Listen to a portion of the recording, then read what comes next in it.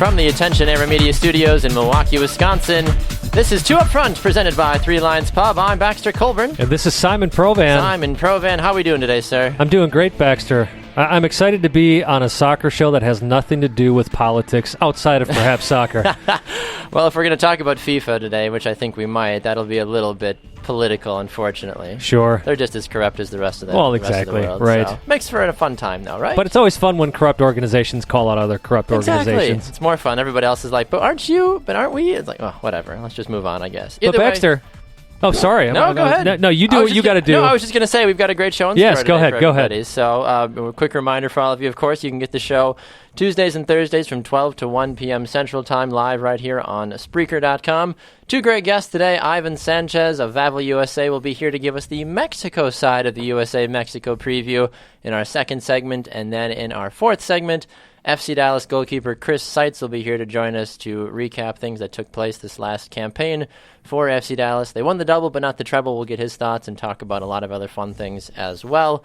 And, of course, if you ever missed a show, you can find it by going to our website, 2upfrontsoccer.com as well. You can also find us on Facebook, 2Upfront, and on Twitter, at 2UpFrontSoccer. Of course, our own Twitter handles, at Simon Provan, at Baxter Colburn. Special announcement, well, not so much an announcement, an introduction here. We're actually playing like a 4-3-3 on 2Upfront today. Are. So more of a 3-up-front. Nobody ever says that, but maybe a withdrawn forward. I don't know. Yeah, whatever it is. The winger, maybe, we got our number 9 in the studio today. There we go. The director of Academy, how do I say that? Academy director over at Strike FC, TC Ward, is here in studio with us. TC, welcome to the show. Hey, thanks for having me, guys. Absolutely. I'm excited to be back in the studio with you guys. Yeah, you helped Simon co-host while I was off somewhere. I don't remember what I was doing. I can't remember what it was either. I go all over the place. So. Yeah, I helped try and keep the show from going off the rails as best I could. Simon needs all the help he can get when I'm Absolutely. gone. But TC, we're thrilled to have you joining us the entire show. One of the main reasons you're here is because my wife is actually here in the studio today, which is fantastic and doesn't happen very often. My wife is 9 months pregnant, and the baby could literally come any moment. So aside from your suave soccer knowledge, you're also the backup, to just the in super case. sub. Just I'm in great case at being the super sub. Just in case I need to be know. pulled off the field mid-game here and run to the hospital. So you're helping us out in that regards also. But we would be remiss to not talk about European football with you since you're here, because you know a lot, especially the Champions League. And you were talking before we went on the air about a surprise draw that took place in the last Champions League round of matches. Walk us through that a little bit and give us your thoughts, among other things. Yeah, I was the Liga Warsaw against Real Madrid, and normally you would expect Liga Warsaw to go down in flames in a game like that. And I had it on for the first, minute and a half, and Gareth Bale scores. And I was like, well, you judge games really quickly. Well, wow, I mean, minute and a half. Well, it's done. there's no fans in the stadium because Liga Warsaw had a stadium ban after their game against Dortmund. Surprise, right? A Russian team with a stadium ban. So actually, I think it's Poland. Is it Poland? Yeah, okay. it's Poland. But Warsaw, Poland. Oh yes, Western Russia. Of course. I don't know if I can say that, but so basically. I'm looking at it like this game's going to be a touchdown. There's no way that anything's. So I turned on the Spurs game to hopefully watch them. Spurs Leverkusen. Fall apart against Leverkusen, which they did at Classic Wembley. Spurs. Love it. And turns out that game ended up being a 3-3, and Liga Warsaw pulled out a surprise point in that game. And I was watching ESPN FC, and Stevie Nicol was saying, it's tough for those Real Madrid guys to get up for a game when there's no fans in the stadium. And I'm like, you have a roster that's worth $1 billion. I mean, it shouldn't even be a competitive match. It shouldn't be, no. But those places are tough to play regardless of whether fans. I mean, you look at the Arsenal result against Ludogorets, and that was a 3-2 game. Ludogorets was up 2-0. Yeah, that was tough for me to watch. But so it just goes to show there's no real easy games in the Champions League. Exactly. Well, Simon and I have talked about this too, even from the U.S. men's national team perspective. Games when they play, those qualifying World Cup games down in those small island countries, on paper the U.S. should just roll through them, but it's the environment, it's the fans, it's the poor pitch qualities, unfortunately, and then suddenly everything is just thrown out the window. Yeah, you look at the game against Cuba for the men's national team, and you look at that field, and it can be a big equalizer. I mean, I know guys on the national team will talk about, and actually I think there was a Nike commercial that showed, just the U.S. men's national team walking out through the tunnel against Panama or whatever, in the Red Army and stuff, and they're hostile environments. It is. But it makes for great theater and everything, but it's definitely not easy to play it. So, TC, I got to take advantage of while you're here. Any teams that are a surprise to you one way or another? For example, Sevilla being first in their group, perhaps Lyon being not as good as people thought they may be in Champions League. Obviously, Leicester City? Yeah, but the only reason I'll answer that one myself. Leicester has such a weak group that doesn't surprise me they're on top. But So Leicester definitely benefited from, in a lot of ways, from winning the Champions League. And so they definitely have an easier group because they're in that first pot. I would definitely say that Sevilla's a bit of a surprise, but they're not new to, being in these kind of tournaments. I mean, they've won the Europa League 3 years in a row. Yeah. And so I think now they're trying to really push to make that next step. And their group, realistically, Dynamo Kiev, is really fallen off, and Lyon plays in League One, and and that's not to diminish the French league. No, but, you can diminish it. There's not much there. Let's be honest. I don't think that's as much of a surprise. I think Dortmund being on top of their group, above Real Madrid, Dortmund really, even though they're in like 5th in the Bundesliga, they just look like a team that can rip apart anyone, especially if they get a goal early and they stretch a team with Aubameyang's pace. Pulisic, the boy wonder from the U.S., is tearing it up. I think Spurs actually, and it's not as an Arsenal fan, I think Spurs being really struggling is a bit of a surprise. I don't think they've won at Wembley yet. And a lot of talk went into that as far as, it's not the same as playing at White Hart Lane. And one of the things I agree with that from the sense that White Hart Lane is actually a small pitch. And it's made that way, and it fits their system and style of play of pressing really high. And when you're on a bigger field, that becomes a lot more difficult. And so I think that's really hurting them. I mean, they're dropping points at home, which usually, like we just talked about in these games, you really got to defend your home turf because the away games are really tough. Arsenal's a bit of a surprise. Yeah, I'd agree with that. Just because, usually there's some falling off. As an Arsenal fan, I'm very happy. Yes, no, same here. What a goal by Ozil, too, by the way. I mean, quality. Just magic. Quality. And then Atletico Madrid, topping their group. They beat Bayern, and Bayern has struggled a little bit to dispatch the minnows in their group. Atletico Madrid just, I don't know how, they're kind of like the Southampton of Europe, where they lose players every year, and every year they keep, doing really well. So that's true. Well, one other thing I want to briefly talk to you about before we run into our first break here has to do with some might call him a minnow, some might call him an atomic ant. It's Giovinco. We had talked about him in regards of the fact that the Italian national team coach is saying, MLS is not a real league. I don't care how good you are, Giovinco. You'll never be a part of my national team, basically. Mm-hmm. And you and I talked about that last show, but you were talking briefly before we went on the air, too, kind of about your thoughts about that. I just wanted to hear your 20-second version of that, basically. Yeah, I just think he's a guy that can do a job for you. I think you can tell from a player the way that they move, how quickly they can get a pass off or a shot off, that regardless of the competition they're playing against, they can do a job for you. I mean, and I think even as like a 70th minute sub, he can definitely add value to any national team. And, he's great on set pieces, which doesn't matter what league you're in. If you can curl a ball in from 25 consistently, you're an asset. And so it's not like the Italian national team's lighting the world on fire now. That's the big thing is exactly that. It's not like anybody's pinning them to win the next World Cup, the next European Championship. Well, they made a good run at the Euros too, though. Yeah, but you give somebody who is playing so well, regardless of the league. I don't care if he's playing in Sweden or Norway. You give him the opportunity to show what he can do at the national team level. They are very, I don't know if xenophobic's the right word, but a lot of, you look at their team, they're consistently, they have a lot of players from Serie A, and I think they really value guys that stay in Serie A. And I think that hurts guys. I mean, Balotelli is lighting League One on fire, and he's not getting called up. I don't know what Pele is doing in China, but that's actually more a question. Living life at a high level because he's making way more money than he deserves, probably. Right. Yeah. Fair enough. All right, well, we're going to run to our first break. When we come back, Ivan Sanchez of VAVEL USA will be here to give us the Mexico side of things. It's between the USA-Mexico clash tomorrow evening down in Columbus, Ohio. You're listening to Two Up Front, presented by Three Lions Pub. Back after this.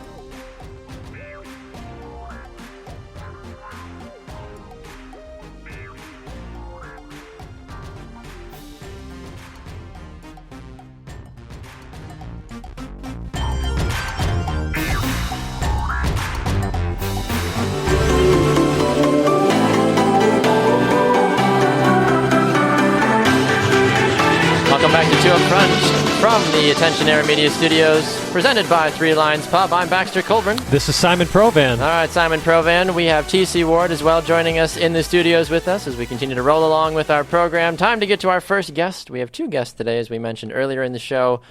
Chris Seitz of FC Dallas will be joining us in our fourth segment at 12:38 p.m. Central Time. So if you can get a hold of us at that time, if you're not listening live, well, you should. If you're not, of course, find it on Spreaker and on iTunes and on VAVEL USA as well. Speaking of VAVEL USA, Simon, we have our next guest. We've had VAVEL USA writers and editors on before: Chris Blakely, Matt Evans, Bianca Verrar, et cetera, et cetera. We get the opportunity to speak to, we get to form a new friendship with somebody at VAVEL USA. He is the lead Mexican soccer writer for VAVEL USA. It's Ivan Sanchez, and he is here now with us to help preview the USA-Mexico game, or the Mexico-USA game, I guess, because he is on the Mexico side of things. So, Ivan, welcome to Two Up Front, sir. Well, thanks for having me, guys. Looking forward to this. Well, we're thrilled to have you on the show, Ivan. A big game tomorrow night between the USA and Mexico. The United States, I feel like, is really embracing this, and they're very excited, of course, because it's USA-Mexico, a rivalry that goes back many, many years, the famous 2-0 scoreline. But how are things looking from the Mexican standpoint, and from what you've heard from how the the Mexican fans and the team as a whole are kind of reacting leading up to this important game? I think you see it as a good opportunity for Mexico to vanish some past ghost, I guess you could say. We all know the story: 4 straight games in Columbus, 4 straight 2-0 wins for the USA.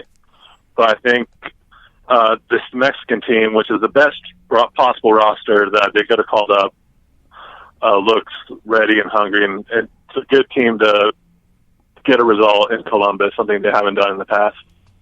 One of the things that I think a lot of folks are talking about, and you recently wrote an article about on VAVEL, is Rafa Marquez, and how he is, of course, getting towards the end of his career, but the veteran presence and against a team like the United States. What does him being on this roster do for the Mexican national team? Does it actually help them, or does it kind of hinder them because he is on the wrong side of 30 at this point in his career? Well, that's a twofold question, because on the field he's lacked the pace now. He doesn't have the mobility anymore, so you have to cover for him, and he's going to play. I think he's going to play tomorrow. There's the reason he's getting called up at 37 years old is to play in this game. They're not just having him around as an on-field coach. He's there to make an impact and play. So I think and he's going to bring leadership. He's played through 3 of these games already in Columbus. He's gotten red carded before. I think a lot of USA fans know the history with Rafa Marquez, but what he brings is a calm there's a calming presence about him. At his age now, nothing really phases him. He kind of just embraces everything as it comes along. What he does really well, and I think what a lot of people don't recognize, and what made him such a great player in his prime, is his ability to pass the ball. He's a world-class passer, pinpoint, long balls, switches the point of attack, allows for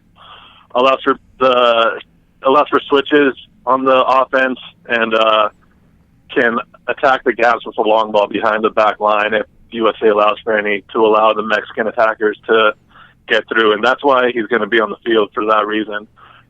He might not last for 90 minutes, and that's where a player like Jonathan Dos Santos will come in, the 26-year-old younger brother of Giovanni Dos Santos, who plays his soccer in Villarreal. So, but he's on the field for that leadership. There is an aura about him now that I wrote in the article, if you get it. But, he walks around now. He kind of tends to embrace everything, and everybody, his nickname now is actually El Jefe, which means the boss, and that's from the players calling him that, and even the higher-ups in the Mexican Federation, they call him that. So there's definitely this kind of presence about him, this confidence that is there when he's with the team. And he didn't play in Mexico's 7-0 defeat in Chile. He was on the bench because he was flying back from Guadalajara from the birth of his son. And I think you saw the lack of leadership in that game to pick the team up when things started to not go well, and then it just was a complete free-for-all. And part of that, I think, was because he wasn't there. He wasn't on the field leading. His leadership, his ability to see the game, read the game, is what's allowing him to still play at this age. Well, that's the question I have for you, Ivan. We saw, especially in the Copa America, in that 7-0 loss, how quickly Mexico just, lack of a better phrase, gave up on themselves. So what do they do? Let's say the U.S. does go up 2-0, and now they've got that 2-0 facing them again. What do they do in that moment? How do they pick themselves up and say, we can't let this happen again? Again, that's assuming that would happen. Yeah, I think it's not only on Marquez. I think that was a gut check for all the other players, because you look at players like Héctor Moreno, Andrés Guardado, Chicharito Hernández. All these guys have been on the national team for years. We're talking, they've all played World Cups. They've all played big games. It was kind of a gut check for them to be like, you know what, we have to pick up. We cannot have Marquez continuing to be the guy who picks us up every time. We need to take a leadership role in that. And I think that was a big eye-opener for them to kind of a little punch in the gut for challenging them to become better leaders and be the ones that pick the team up when they need it. So I think it'll be a good character check to see if that happens to them. And the interesting thing with the U.S.-Mexico, besides in 2009, all the games have gone 0-0 into halftime. So it'll be interesting to see when the USA score and how Mexico reacts in that sort of way, and to see how see if they react and pick up the way you were talking. One of the things I'm curious about as we're talking with Ivan Sanchez on the shopfutsal.com call-in line. Ivan, one of the things I'm curious about is two wild cards, as you mentioned in your article, Giovanni Dos Santos and Carlos Vela. MLS fans are very, of course, familiar with Giovanni Dos Santos and the incredible year that he had for the LA Galaxy. Some say he underproduced. I think that's a little ridiculous. Anytime you go double digits in both goals and assists, I think you're doing something right with your career. I don't care what level you play at. But how, now that Gio is back finally with the national team, especially after passing on Copa America, what do you think his presence on the team, number one, is? I'm assuming he's going to play. But if he does play, what can we expect from him, do you think? I'm interested to see if he'll play. I'm not sure if he'll play. Mexico has a lot of attacking options, and Osorio likes to play his cards close to his chest. He doesn't reveal his lineup to the team till game day, about 3 hours before the game. So this is all media speculation on how they're going to line up, how they could play. I think if he does play, he has a great chance to make an impact. But unlike you, I'm not guaranteed. I'm not 100% sure he will play. I think there's a spine on Mexico's team that players who will always start. Big games that Osorio has shown in the past include Hernández, Moreno, Guardado, Herrera, and Marquez. And Talavera's been the player in goal in big games for them, and Miguel Ayun on the back line as well. But besides that, he kind of changes different players. I think if he does play, he will look for him to play on the right-hand side or behind the forward, and if that happens, that will allow Miguel Ayun to push up on the right-hand side and become more of a midfielder than a defender when they attack. Yeah, but I think he's he's coming in good form. I think you might get. I don't know if he'll start. I think if I had to put my money on it, I would say he will. He won't start, but he could make an impact. And he's the kind of player who can change a game with not that much, with a flow, with a run, with a play. But there's so many options Mexico has on how they want to choose to attack that it'll be interesting to see what Osorio does at the end. Yeah, Ivan, I mean, the U.S. has given up early goals in something like their last 7 games. Guatemala, Argentina, Colombia, St. Vincent Grenadine. Do you see Osorio maybe trying to take the crowd out of it by going with a really attacking lineup instead of maybe trying to sit in and defend for long periods away from home? I think they're going to be aggressive in the attack, but I think the way they're going to attack and try to be aggressive is going to be different than what people expect. I think the biggest game you can watch from Mexico under Osorio was last year when they played Honduras, mm-hmm. in a place they haven't won in 50 years. And what he did, he put up 4 center backs in his back line and pretty much didn't allow Honduras to counterattack and allowed the rest of the players to attack that way, which didn't allow the opportunity for counterattacks, didn't allow for the other team to expose long balls over the back because they had big guys back there. So I think he's going to be aggressive, but the way he's going to be aggressive is going to be different than what people expect. You're not going to see outside backs flying up, leaving gaps behind, partially because Marquez will be in the middle and he doesn't have the legs anymore to cover, and partially from the defenders he called up, 7 of them are center backs. So expect for a more disciplined attack, probably look to try to take the crowd out of the game through passing, through keeping the ball, and trying to create gaps and attack through the wide and create gaps down the middle and create different channels for the midfielders to come in, for Chicharito to push the back line up. Could you see I think the attack is going to be aggressive but unique. Could you see Marquez maybe playing in a holding midfield role like he has in the past because of that number of center backs that he has called up, or is that unlikely? I think that's exactly where you're going to find him. Him or depending if Diego Reyes plays, they're able to switch. Diego Reyes has played defensive midfield for Espanyol and for Mexico in the past. And Osorio likes that kind of ability to rotate players in different positions, kind of seamlessly flow. I think at the end, Marquez has enough say with the team that if he feels he needs to drop back more, he'll drop back and let Diego Reyes go up, or he will stay in that defensive midfield role. But I think that's where you're going to see him, in that defensive midfield role. Okay. And I think partially because of that that's where Mexico has the biggest advantage to the U.S. is going to be in the midfield. I think Guardado and Hector Herrera are the better combo than what the U.S. has to give. Add that a Marquez or a Jonathan Dos Santos, and I think that's where Mexico's going to try to win the game, is in the midfield, take advantage of that, and attack through and be aggressive through them. All right, Ivan, hey, we certainly appreciate your insight. Of course, we can't let you go without asking you, what's your prediction? I'm going to go, the last couple games they played, when Mexico's won, it's been the most memorable ones. In 2011, it was 4-2, and last year was 3-2. So I'm going to go 3-1 Mexico. Interesting. Fantastic. Yeah. Well, Ivan, we appreciate your insight. Before we let you go, where can people find your work at VAVEL, and where can they find you on social media as well? Yeah, you can find me on VAVEL, VAVEL.com/Ivan Sanchez Carrasco. You can find me on there, and on Twitter, Ivan Sanchez at ISCARR23. Fantastic, Ivan. Always a pleasure, sir. Let's do this again sometime soon. Hey, yeah, definitely. Thank you, guys. Have fun tomorrow. Will do. All right, we are going to run to a break. When we come back, we're going to dive into the world of the U.S. women's national team a little bit and the NWSL. Some trades have been taking place. Boston, of course, signed somebody else. It might have been Simon finally this time. We'll have to see. And the USA takes on Romania this evening. We'll talk about that and much more. You're listening to Two Up Front, presented by Three Lines Pub. Back right after this.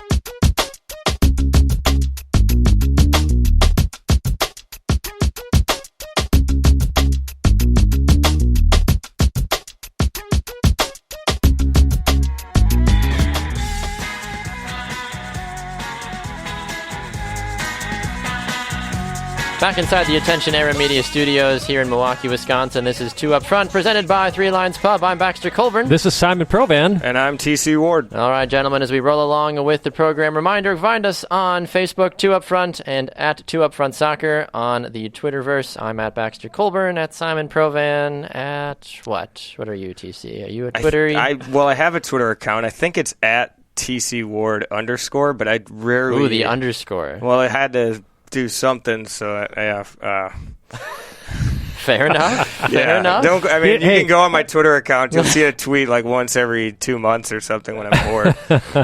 Nobody blames you for that. Yeah, until I started doing Two Up Front, I didn't really do the Twitter thing either. Yeah. So I had it, but never looked at it. So I get it, man. It's okay. Yeah. That's totally fine. I tweeted at what's this? Caught Offsides podcast last week, asking if Spurs, if they go unbeaten but don't finish first, do they still get like a second place gold runners-up trophy? And they retweeted that. There you go. Like that. So real quick, speaking of the game, of course, that we just previewed, US-Mexico, make sure you check it out at the Three Lions Pub. Also that day, of course, is England-Scotland, so big game there. I'm of Scottish blood, so you know who I'm cheering for. But that game is at 1:45. US-Mexico, of course, at 7.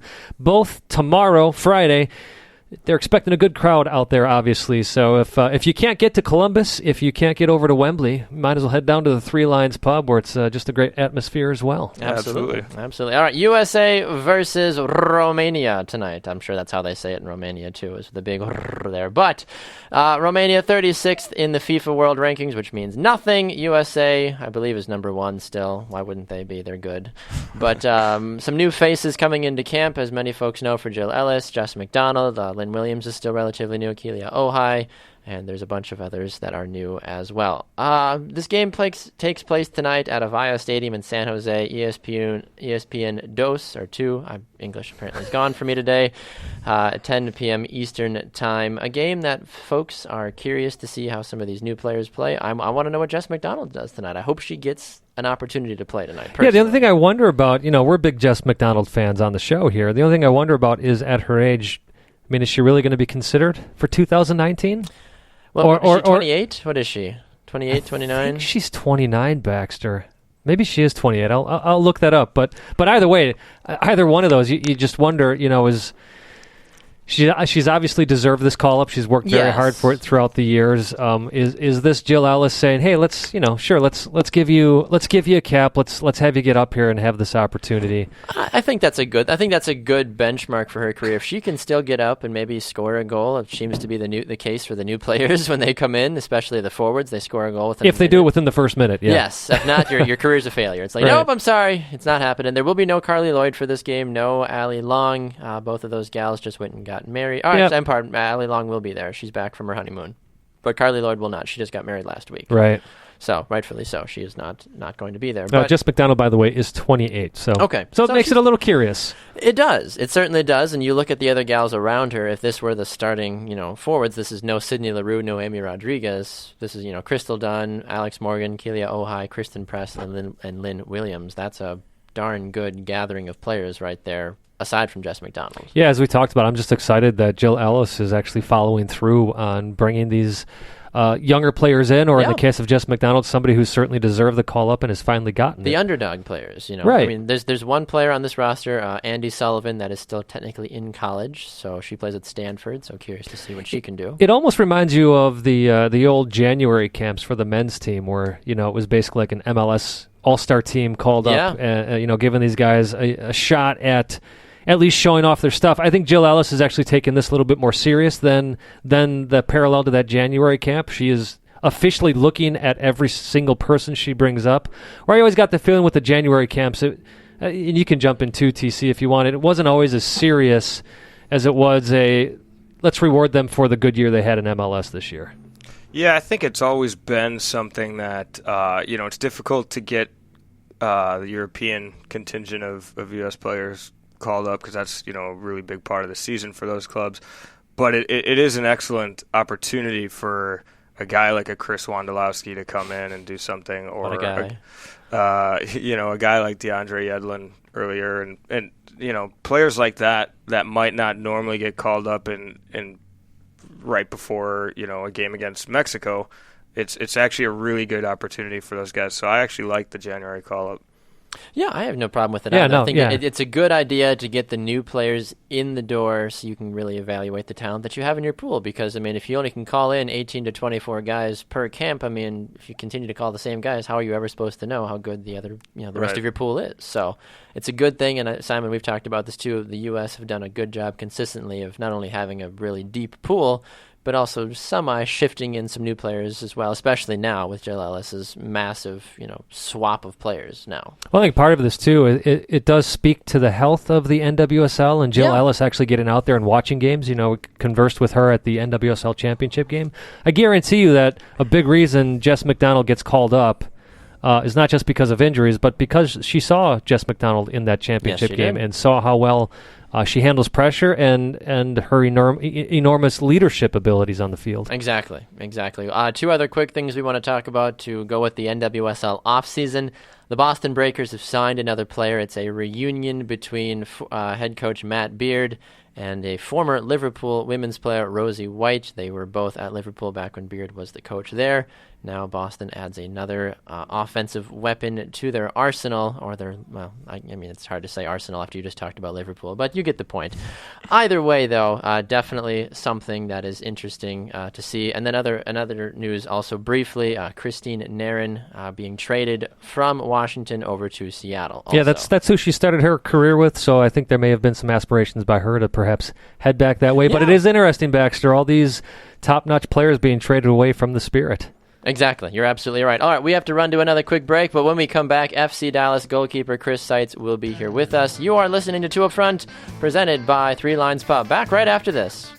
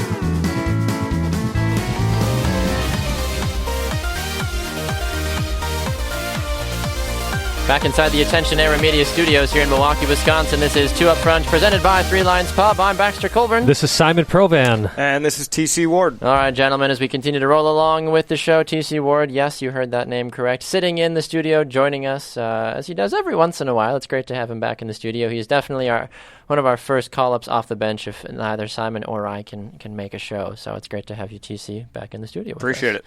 All right, gentlemen, we get to head down to Dallas. We've had a couple of FC Dallas players on the show in the past. We've had Tesha Wakandeli, Kellen Acosta, and one more that I'm forgetting, Walker Zimmerman. There he is. Yeah. I was going to say, Walker was the first one that we had in the past. Now we get to talk to the man that gets to yell at them for 90 minutes and not get in trouble for it. It's the goalkeeper of FC Dallas, Chris Seitz. He joins us on Two Up Front now on the shopfutsal.com call-in line. Chris, welcome to Two Up Front, sir. What's going on, guys? Not too much, Chris. We are thrilled to have you on the program today. Not, unfortunately, the best conclusion to the season for FC Dallas, but still a lot to be proud of as well, too. What were some of your big takeaways from this 2016 campaign? Obviously, I mean, the two Culture Championships we won between the Supporter Shield and the Open Cup were huge. We're obviously left wanting more, which is frustrating and tough, but at the end of the day, it leaves us hungry for next year. And hopefully we have new goals for next year, and hopefully we can then go out and obtain those. Speaking of personal reflections, Chris, obviously Jesse Gonzalez started the year as the FC Dallas goalkeeper, got injured. You took advantage of a great opportunity that was handed to you. What's that relationship like with you and Jesse? Oh, it's strong. There's only 3 of us on the roster, so we spend more time with just the 3 of us than we do with the rest of the team. And it's important that goalkeepers have a good relationship within the group, and I like to say that we have a real strong one. So not only do we push each other and respect each other, but we also know that if one of us succeeds, it's kind of the group that's succeeding. And it's tough because only one of us gets to play, but at the same time, we push each other daily to become better and stronger. Chris, this was the first time that you fully got to be the starting goalkeeper since 2010 when you played 23 games at the Philadelphia Union. You've kind of sparingly been on the starting lineup the last 4 or 5 years with FC Dallas. Now that you've had the opportunity to really play a full season again for the first time in about 6 years, how are you feeling physically? How are you feeling mentally? Going forward from here, especially thinking that you hopefully can now contend to be the starting goalkeeper again next season. Yeah, no, look, obviously, it is a big year for me. With that being said, it leaves me wanting more, and not only wanting to have it for two-thirds of the year, but obtaining it full time and making sure that I put myself in position to be healthy throughout the whole experience and really help this team in any way I can. And that's obviously my goal for next year, and I look forward to pushing this off season to be in good shape to really obtain it next year. Hey, Chris, this is TC Ward, and actually I got to ask you something kind of completely different. You played with my younger brother, Tim Ward, in the past, and I told him I was coming on this podcast, and I said, hey, do you want me to ask him anything? And he said I needed to ask you how your CRV is, which I'm assuming is your Honda CRV. So, yeah, Timmy, man, he's a good dude. No, I actually got rid of it. Oh. It was sad. It's doing that well. And so I had it for 4 years, and then when the lease was up, I turned it in. So it no longer is with me, sadly. But yeah, we had some good times in that. Yeah, nice. That little SUV. Well, Chris, next year, along with winning that U.S. Open Cup, now you guys are back in Champions League. What does it mean going to play, represent CONCACAF? We haven't had an MLS team win it in this format yet. What's it going to take for FC Dallas to be that first MLS team to win that, to raise that trophy? Yeah, we're excited about the opportunity. Obviously, our first game is before the regular season, so the guys know that it is a big off season for us. Obviously, we got to get our rest in and recover and recoup, but at the same time, we know that there's a lot of responsibility on us, not just that we're putting on ourselves, but we'd also want to represent this league well, and this league deserves to have a champion of CONCACAF. So we hope that can be us, and we'll push this off season. We'll start on time and really make the most of our time together to push for big things. Chris, I'm curious, talking about the success that you guys had this season. Obviously, losing to Seattle, I believe, was not in the plans, of course. Nobody likes to lose. But from what you saw in the first game to what you saw in the second game, you won the second leg. I think people kind of forget that because it's like, oh, FC Dallas lost the series, we don't care. But there's a lot of really good things that happened in that second leg. What was the difference between leg one and leg two? Was it the atmosphere in Seattle? Was it the energy? What was lacking in that first game? No, I mean, look, it's tough going on the road and a big atmosphere like that, but we get up for that stuff. We actually had a pretty strong first half in Seattle. I mean, they scored their 3 goals in under 15 minutes, so it wasn't as if we played a terrible game when we went to Seattle. We had a bad spell that they really made the most of. We're a team that historically has done really well on the road last year, and for us, we take a lot of pride in that because we know we have a squad that can win anywhere, and we don't just say that, we actually mean it, and this year we were able to back it up and show it. For us, we are disappointed with the first leg, and the second leg we kind of showed our disappointment with what we did in the first leg and really went out there and took it to them. We also, in the second leg, didn't have a whole lot to lose. We were a team that needed to score 3 goals, and we knew we needed to be sharp on the defensive end to to not allow a goal and to really push forward. And our game plan at home has always been really aggressive, and we're going to take it to whoever's coming to us and kind of put them on their back heel, similar to how Seattle plays at home. So for us, we know we needed to keep it close to get home and to be able to achieve our goal of advancing. And unfortunately, we came up a little bit short, and it stings, and it still stings. But we'll get over it and move on, and hopefully use it like we've used experience like it in the past to become better and stronger with our young group that is maturing every day. Chris, outside looking in, obviously seeing Diaz go down was a big effect, again, outside looking in for FC Dallas. But what was it like being on the inside of that and losing such an important player to your roster? Look, we've had actually a couple players who have left during periods of time this year for us. Mara was injured in the beginning of the year for a little bit, and we still found ways to win. And then obviously Fabi left during the international window. So for us, we pride ourselves on being a deep team, and I think you can see that. I mean, we still won a leg of a series in the playoffs without him, and found success without him even after he was injured in the regular season. So for us, he's obviously a huge monumental player for us, and he creates a lot of our attack going forward.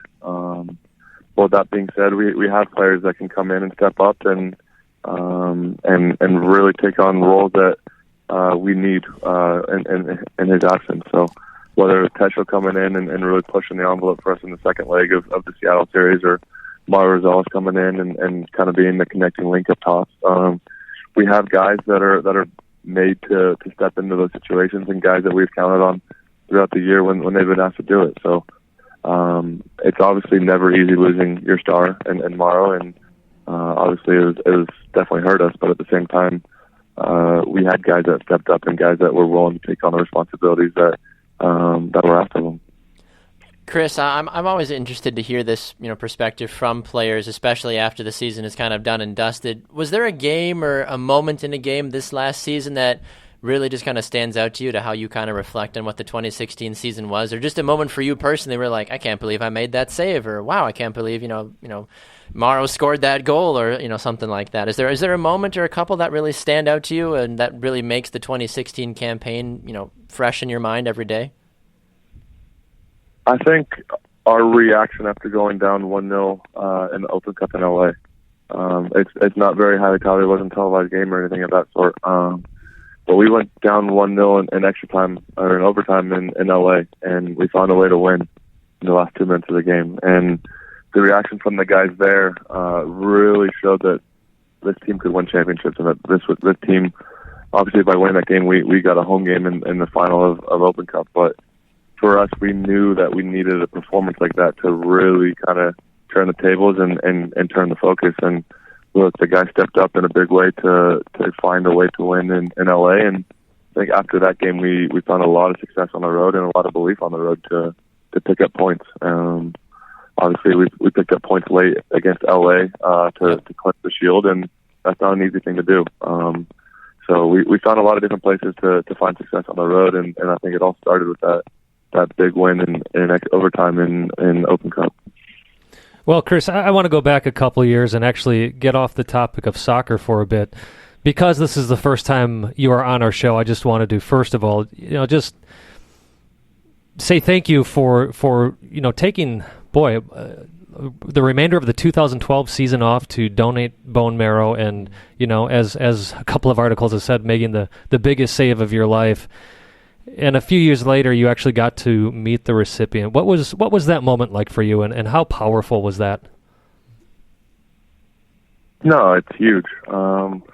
Having him be able to fly down here, first off, be healthy enough to fly down here and take in a game that we played is really special. And to be able to spend a couple hours with him and his daughter, and have my wife meet them as well, kind of put everything into perspective for us a bit. It's easy to talk to someone on the phone, but to sit there and actually see them in person and see them doing well is big. And obviously, I'm excited to get the story out there and get people talking about it, because the more we talk about it, the more people realize that it's not a big deal to get on the registry, and there's nothing that really happens. You swab the inside of your cheek to could become on the registry, and you have a chance to really help someone in a dire situation. Well, I can't think of a higher note to end our interview on. So thank you so much, Chris, for your work in the game, but obviously your work in life as well. Yeah, well, thanks, guys. Thanks for having me. Absolutely, Chris. It was our pleasure. There he goes, FC Dallas goalkeeper Chris Seitz, joining us on the ShopFutsal.com call-in line. We are going to run to the last little part of our show. We'll take a final break, come back, wrap things up, do an I Believe, talk about Jordan Morris, because we should, because it's relevant. I don't want to, but we will. But either way, we'll talk about that and so much more. You're listening to Two Up Front, presented by Three Lines Pub. Back after this.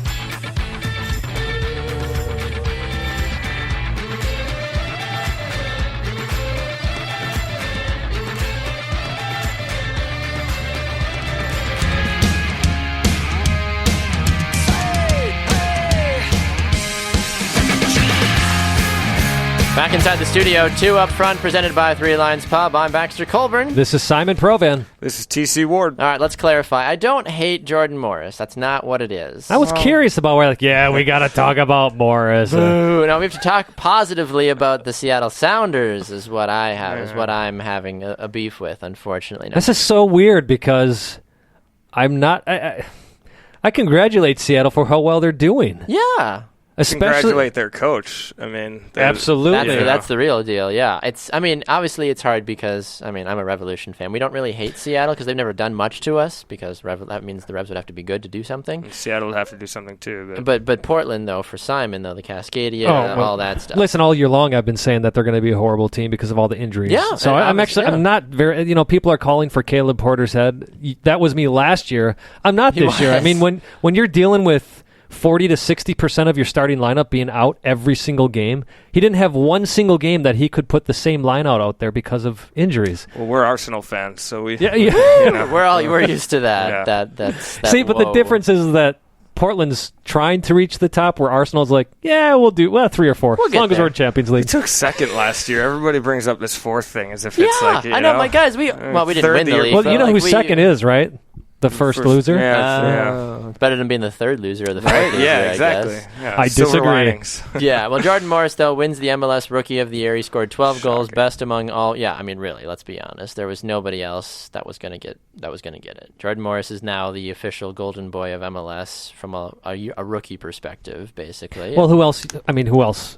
What's his face? Jack Harrison from NYCFC. He had a good mid-season, and that was it. Exactly. And then I honestly don't remember the third person because they probably weren't that good. I'll tell you who it is. It was Keegan Rosenberry from Philadelphia. Oh, Jack Harrison actually came in third in voting. That's interesting. But Harrison, he had a hot 4 or 5 games. He's up for a goal of the year right now because he scored a sick, bending ball to the far post, which is not rocket science to do if you angle your foot appropriately. But I think what helps Jordan though is the fact that once Dempsey went down, he didn't fall off. He actually picked up. And give him credit too. How many times have we seen young players be celebrated so much and then just fall under that pressure? Mm-hmm. Jordan Morris didn't. Right. He had a few. It took him a little while to get the feel of the league and the feel of this level of play. But once he got there, he did fantastic. Yeah. And that he still scores goals, as you said, with Dempsey out, but also with Nicholas Ladero came in, that's helped. That Morris certainly out. helps. But Right. that speaks to Morris's ability to adapt to other players' skills. I agree. No, I 100% agree. But we talked to Brian Dunseth back on Tuesday, and he said, well, 14 days really isn't that long. Or was it? No, it was Matt Doyle, I think. No, it was Brian. Okay. Brian that either we were way, talking to. they were both saying, I think, the fact that 14 days for a hamstring injury is not that long in real life. When you think Right. about it, he's hopeful to be back for the first leg of the Western Conference Championships against Colorado. But if Seattle can draw or maybe only be down 1-0 and then buy maybe one more week without Jordan Morris, that still might be helpful. And then he can come back storming up the field there and have maybe 20 days of rest. Hamstrings are scary injuries, though. They are. You can say 2 weeks, but it can end up being 3 months. Yeah, Right. I don't Well, know if it was a full How many times do we see players try to rush back with a Right. hamstring injury? How And many times have we seen Josie Altidore go down with a right, hamstring injury? great too? point.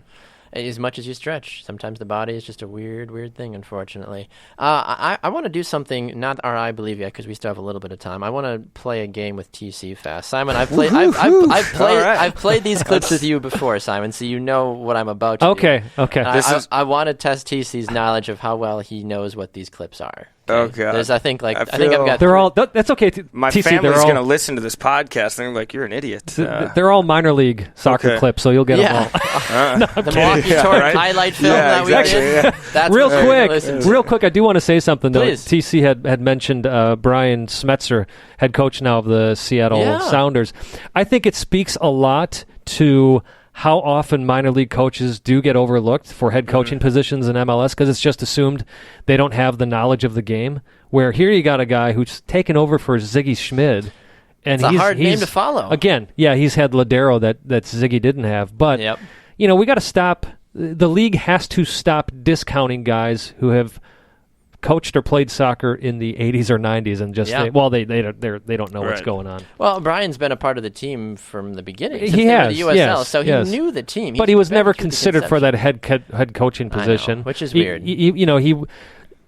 I would almost guarantee that the front office was not thinking, hey, at some point this season we'll probably give him the head coach title. Yeah, no, I would agree with that. Yeah. I did see too that Minnesota United is actually considering the DC United assistant head coach. His last name is McGee. I don't know his first name, but they're considering him for their head coach. So you talk about another assistant coach that might eventually get promoted to a head coach. We see that a lot in the NFL. But even there, or other DC sports. United has had Chad Ashton as one of their assistants. He played in the pre-MLS days. He's been an assistant coach in MLS, Yeah. I think, since almost the beginning of the league. Jeez. But he never gets considered for a head coaching position. I just think being a head coach of any sport organization, It's a lot of work. it is a lot of pressure. different. It's not just X's and O's. It is managing personalities, managing budgets, managing your staff, and being able to recruit the kind of staff that's going to, best bring out your message. So it's really, I agree. Like you would think that it would make more sense to consistently promote from within your organization when something doesn't go right with who you have in place.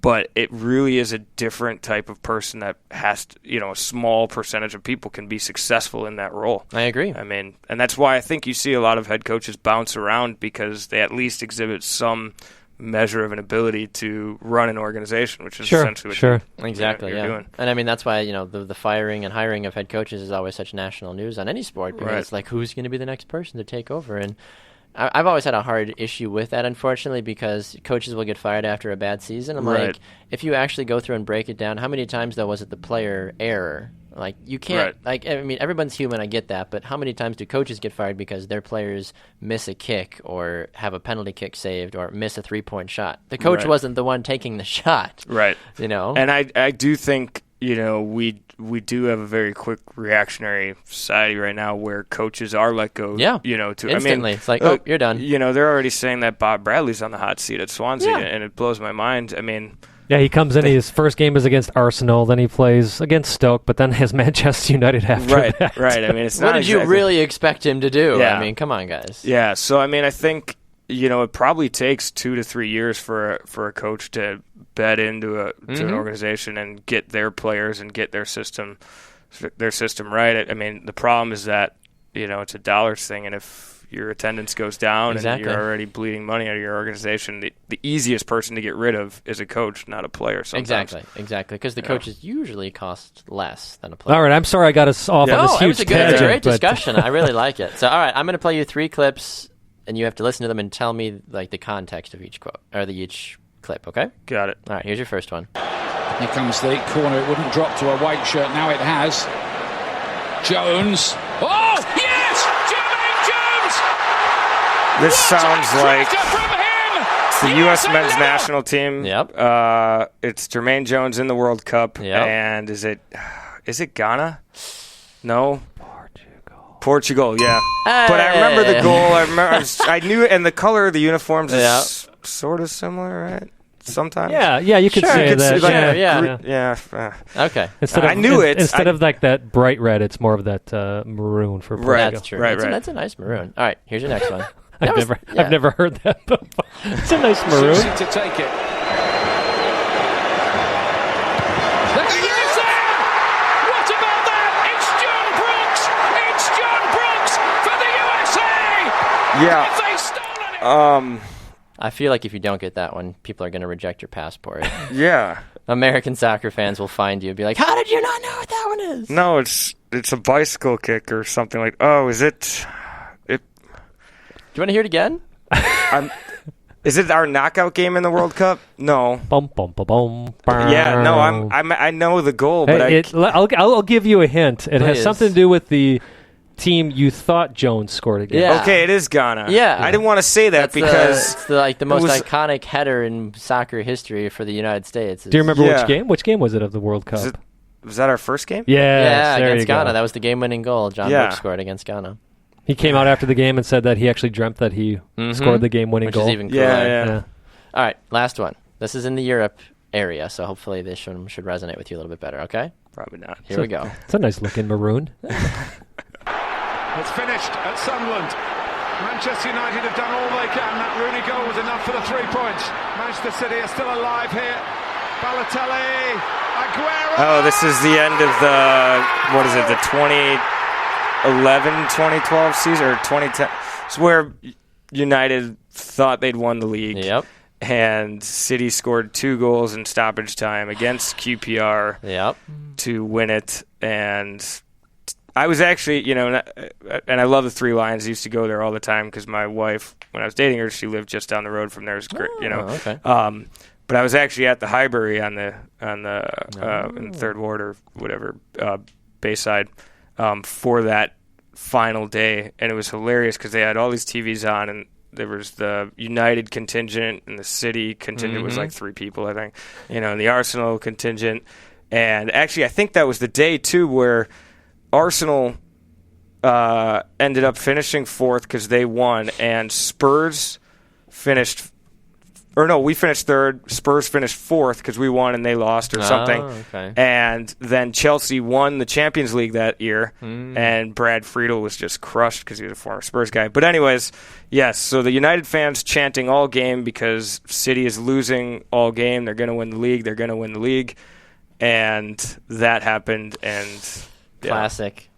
That's impressive right there. This is That why was we have very this guy impressive. come on the show and talk Exactly. European soccer. Exactly. All right, now time for our final segment here that we like to call our...